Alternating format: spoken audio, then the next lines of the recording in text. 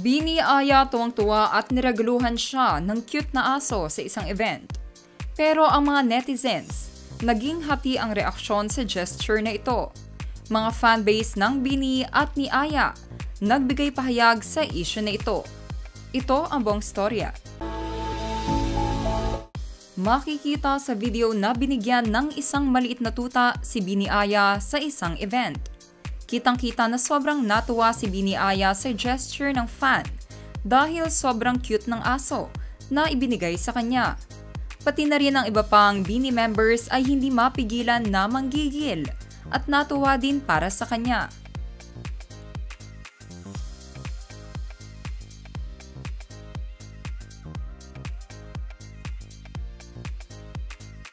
Sumunod na araw ay nag-post naman si Bini Aya sa kanyang Instagram account at ipinakita niya ang kanyang bagong alaga. Kita na natutuwa pa rin siya at sinabi niya na, "Someone surprised me with a dog last night. Didn't expect I'd be a dog mom so soon, but I guess Christmas came early." Sa sumunod na post ay kita na nakikipaglaro si Bini Aya sa kanyang bagong alaga. At ayon sa kanyang caption ay naging unexpected fur mom daw siya at may bagong tenant na siya sa kanyang lugar. Kita naman na masaya si Bini Aya sa regalo sa kanya.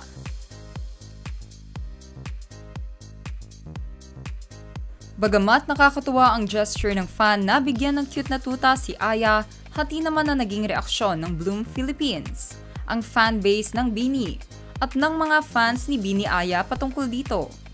Ayon sa Bloom Philippines, nakafocus ang Bini ngayon sa kanilang current schedule at ang pagbibigay ng mga live gifts tulad ng aso ay isang malaking responsibilidad.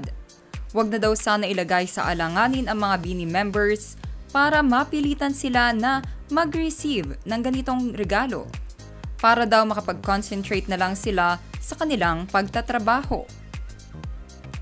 Ayon naman sa fanbase ni Bini Aya na appreciate daw nila yung regalo.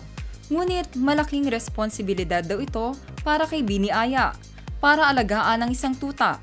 Dagdag pa nila na ayon sa isang reliable at trusted na source nila, wala pala daw consent galing sa Bini management na tumanggap sila ng mga ganitong klaseng regalo.